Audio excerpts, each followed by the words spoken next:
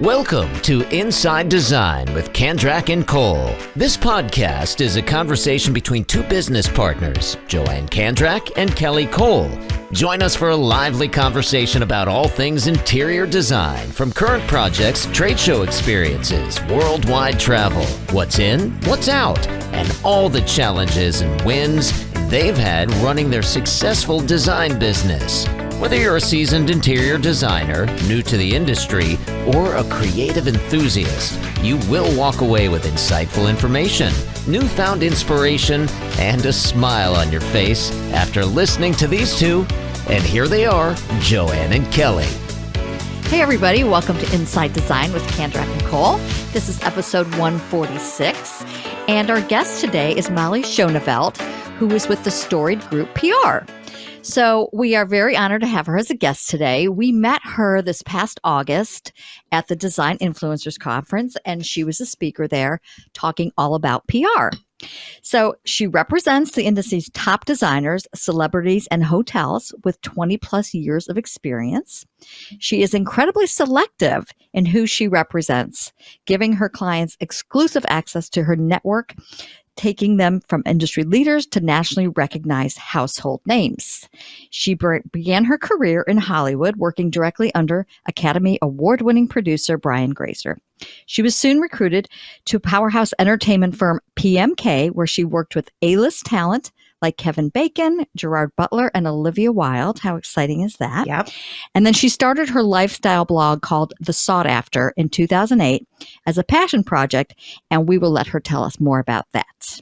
Her company, the Storied Group, is part of the exclusive list, the PR Net 100 for 2022, and was awarded Small Agency of the Year by Bulldog Stars of PR Awards in 2019. Wow. Fancy. How awesome is so that? Fancy. All right. But before we get started, we're happy to announce that this episode is sponsored by our friends at Cosentino. If you are a designer or a homeowner, you need to have Cosentino on your radar as your first choice in quartz products. They are the maker of Silestone, which is a hybrid surface of premium minerals, quartz, and recycled materials. But you also need to know about Decton. Decton is Cosentino's innovative ultra-compact surface, a technological material composed of a blend of raw materials, porcelain, and glass. So it's perfect in both home, hospitality, outdoor, and it's well known for its strength and its versatility. You can put this outside and forget about it. So you'll find Silestone in millions of homes around the world and also in many of our projects. Yes. Actually, most of our projects. And so check them out, cosentino.com, and learn more about their product and their new city centers, which we love. We are lucky to have one here in Atlanta. They are an exclusive meeting place for professionals who seek to share ideas and stay ahead of market trends and be a part of all of their innovative experiences. So Cosentino is got it going amazing product. Yeah, they are awesome. We just recently spec'd a couple of kitchen countertops, Ethereal Glow, which is a beautiful quartz with some gray veining, but it also has some of that gold veining in there if you have your brass fixtures. Anyway, awesome. Yeah. All right. So Molly, your resume is really quite large. I could have really kept reading, and you really have an amazing long list of accomplishments. Well, and you forgot to say that we were having breakfast and at the Design Influencers Conference, and Molly came up to us and introduced herself and had been listening to our podcast, so we were thrilled. And so, what goes around comes around, and here we are. Yeah, I love it. So I mentioned about your blog, which is kind of how you started. So tell us how that started and how it affects what you're doing today. Well, I read The 4-Hour Workweek in 2008, and I had just quit a job at a PR firm. It was after I left PMK, and I really had no idea what I was going to do at that point with my life. And I decided to start a blog. It was like in the days of Ina Garten and Giada De Laurentiis owning the Food Network, and Giada had a travel show. And I thought I can do that. And my husband and I kind of set out to try to do video back in 2008. And we soon realized that it would be our entire weekend every weekend of our lives if we tried to take on that endeavor. And so I decided to just start a blog. And I wish that I had known then what I know now, but, I never really made it my full-time gig, but it really has taught me so many things that have been helpful for my clients, just in terms of creating content and SEO and how this whole marketing machine works. And it's given me a lot of really incredible opportunities, even though it's not really a revenue stream for me. It's just kind of a passion project. That's same with us, right? A lot of Was people, that what you were going to say? And a lot of people started with blogs. Yeah. When did we start our 2009? I was going to say, we started in 2005, our business. Yeah, 2009. Yeah. Yeah. And it brought us a lot of opportunities, just like you're saying. And we learned so much. And we had to create the content. So we were kind of learning as we went along too. I mean, we had a lot, we knew a lot, but we had to do a lot of research too. So that. Oh my gosh, it's never ending. Yeah. Vlog production, like podcast production, is a really big deal. And people don't really, maybe they don't, if you haven't done it, you wouldn't know. But so how long did you do that for? It's still going. Oh, it is still going. It is still going because you guys, my SEO is so good on my blog. Yes, it's so true. I mean, it's crazy. Yeah. Editors find me through my blog and wanting expert opinions. And so it's something that just helps me out in terms of clients, or it's also it's a hobby and something that, if we travel to a hotel, I love talking about boutique hotels that are really well designed. And so, I now just kind of maintain it. So I probably post about once a month, whereas before, I was really trying to do 3 times a week or whatever. But when you own a business and you're writing a blog 3 times a week, you're never not working. So I had to scale back. Yeah. We know all about that. So you say something about being antisocial, which I think is interesting. So you preached for years that small businesses need to start thinking of social media as a magazine rather than a sole driver of the business. So what do you mean by that? Well, I think in our Instagram and TikTok age, we've forgotten the basics of how to get new business if those platforms don't exist. And so what we keep learning over and over again is when a platform, if it has a glitch like it did last week and people saw their follower count drop, or the algorithm changes and you're no longer getting views, it's very much out of your control if you're solely relying on social media. And I think it's one of those games that people try to win, and you can win it for a little bit of time and then it changes again and then you're right back where you started. And it's just really frustrating. So my friend Holly Haynes, you should follow her on social media. She's so great. She actually just launched a limited podcast and kind of coined this being antisocial, which I love, which basically means that it's great to get clients via social media and it's great to have that as part of your strategy, but it cannot be your entire strategy for how you get business. And it can't be your entire strategy for how you market your business because you don't own it. And so I encourage clients to make sure that they have another way of reaching potential new business, new clients, other than Instagram. So whether that is having an email newsletter, having, a podcast where you have listeners coming in every week, or whether you have a blog, anything else that is, on a platform that you basically own. And I mean, obviously, I guess Google could just die tomorrow and we'd all be screwed. But, I think it's just, you need to have something else. I think for a while there, newsletters had kind of stopped. And then the whole thinking, right, when Instagram went down and all that, everybody's like, you know what? Your email list is very important. You need to focus on that, and you need to send out newsletters. And I like to get them if I don't get them real often, and if it's really good information. So I do like a good newsletter, and we send short and sweet though. Yeah. We send them out with every podcast. We used to do them all the time for all kinds of stuff, and maybe we should throw in a few extras now that we're talking about this subject. But it's, you tend to be kind of like a little gerbil on a wheel. You're like, well, okay, you're trying to keep up, and you're doing this, that, and the other, and you realize that social media is just one avenue of outreach. That's right. and revenue and et cetera. But it's easy to get caught up in being buried in just that. Mm-hmm. But the algorithm, it's just never ending. Crazy. crazy. And now with video, and the thing is, it's like, for so long, I'm sure you guys were this way with the blog. It's like, I feel like I mastered photography in a way for my blog, finally, after years and years of having the worst photography ever. And then now all of a sudden we all have to be video producers as well, kidding.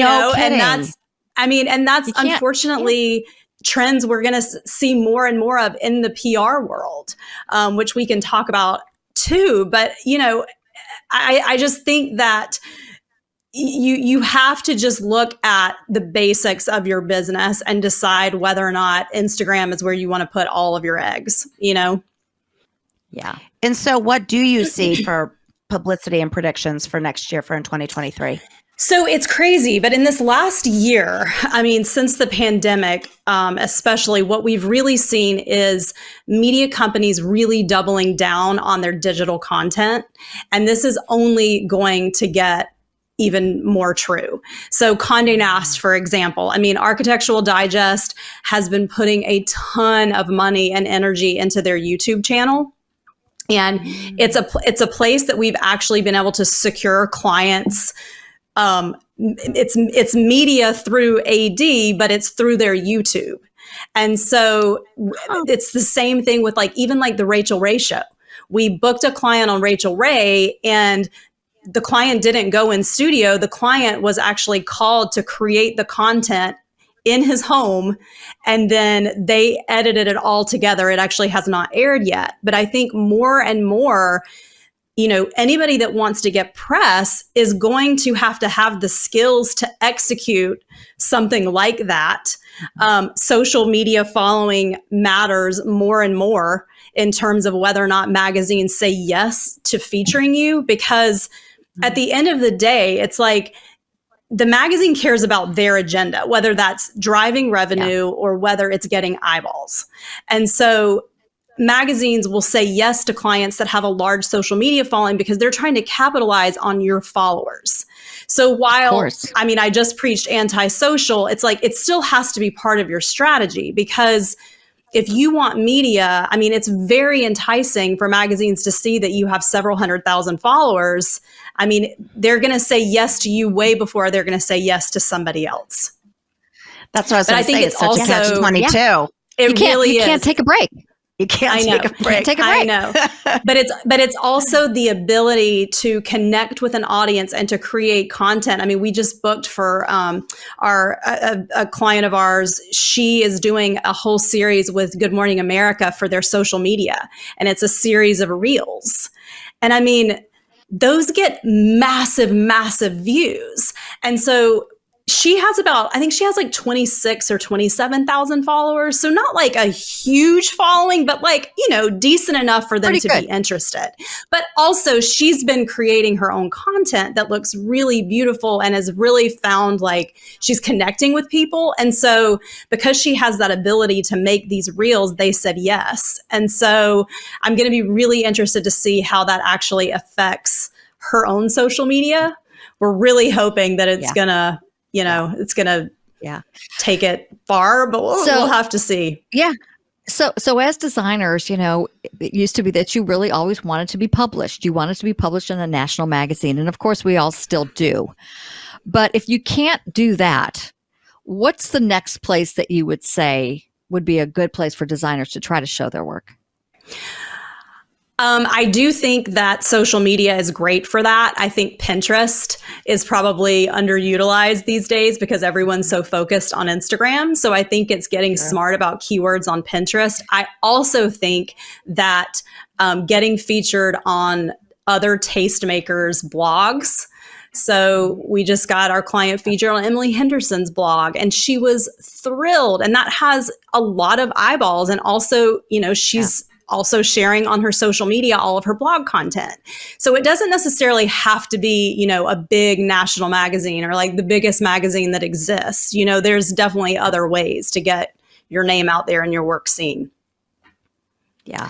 Last night we were just speaking to the Marietta Garden Club here in Atlanta. We spoke to them for an hour on trends and interior design in the home, and we just really never say no to whatever random thing comes our way to just share our company and our our podcast, especially now, is kind of what we push so much. Yeah. The power of saying yes all the time. And then when we say yes, we don't know what's going to be happening at that time. And so it's like, what were we thinking when we said yes to this? Yeah. But we We're always do it. It's like to that. exercising. It's like, I don't really want to go, but it's good for us. We need to do it. And then when it's done, we're so happy. Yeah.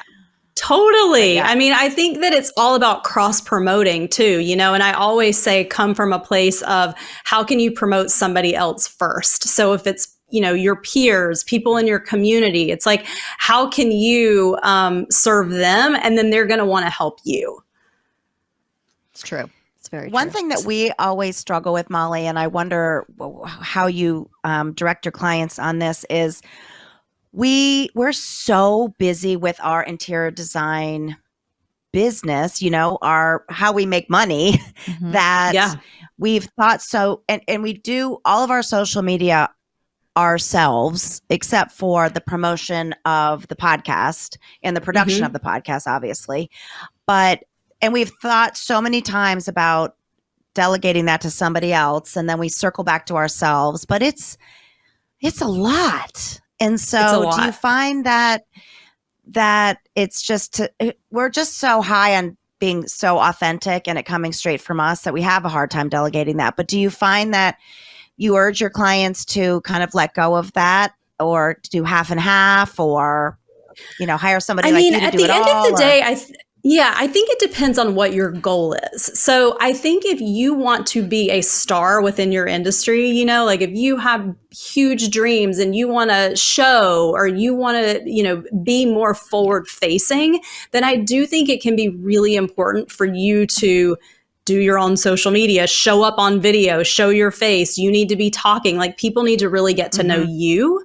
But if what you're trying to do is just showcase the aesthetics of your design because you want someone to hire you in your town because, they love your work, then I think consistency is more important than showing up and showing a face.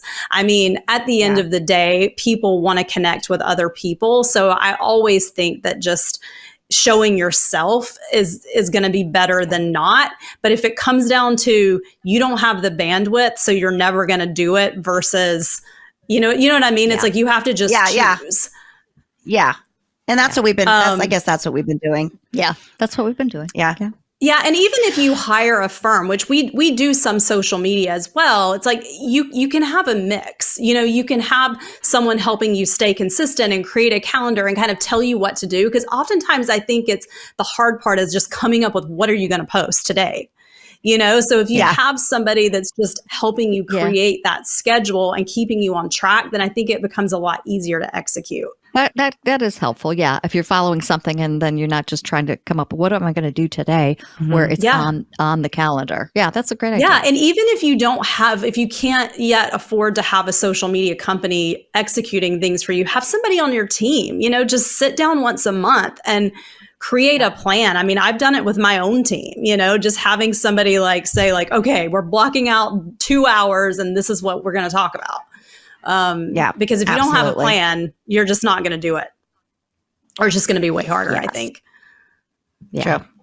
Which, I mean, we have a lot of topics, but I want to cover a couple of them that I think are very interesting. And I love your saying you have to put your mindset over everything.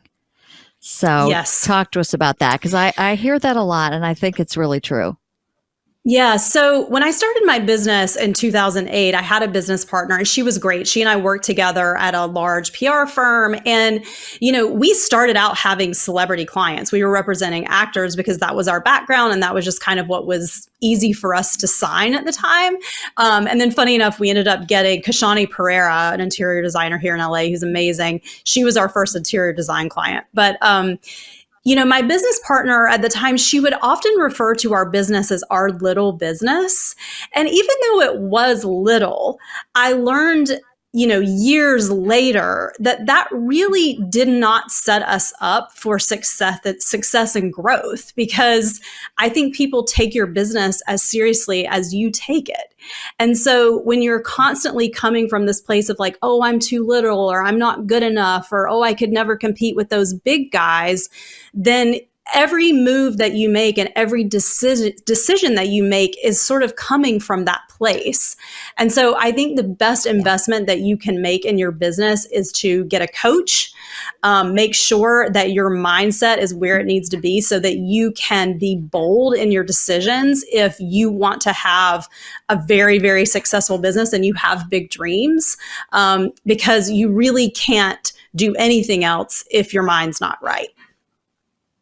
It's very true. Does that remind you of our phone call yesterday? Yes. With that, totally. were you thinking of that same totally. thing? Mm-hmm. We had a TV producer call us yesterday. We get these emails all the time, but it was for a new design show that was going to be in Atlanta. Sounded pretty legit. It sounded good. Yeah, it was legit. So we get to talking, and he's interviewing us, and he's like, "You guys sound great. You're what we're looking for." And then he gets to the bottom line that there's like a huge financial investment on our part to be on the show. Of course. And Joanne and I looked at each other. We're like, no.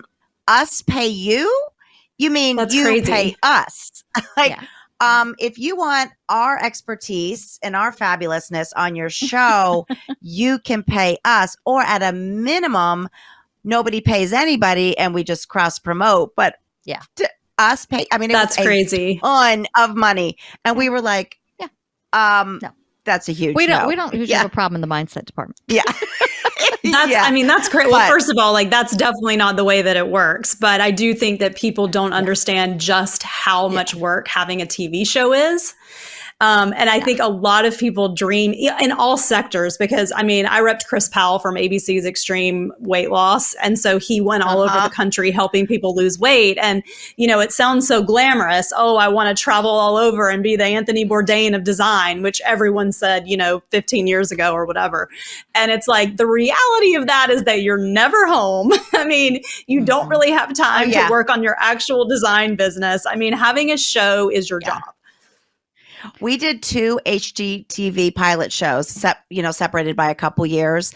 They were so much work. It was just the pilot that we worked on. Yeah. So that we decided, we're going to kind of stick with the other stuff. That's we the make thing. a lot more money that way. You have to really think about, what do you want your life to look like?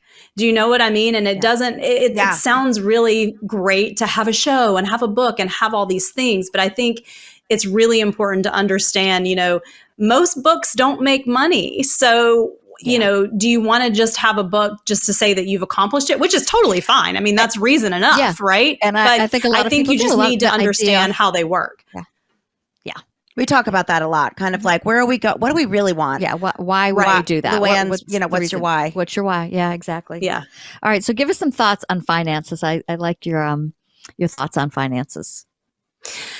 Well, I sort of have a philosophy in my own business, which is there is no one on my team, whether it's my accountant, my bookkeeper, my mom, anyone that knows more about my finances than I do.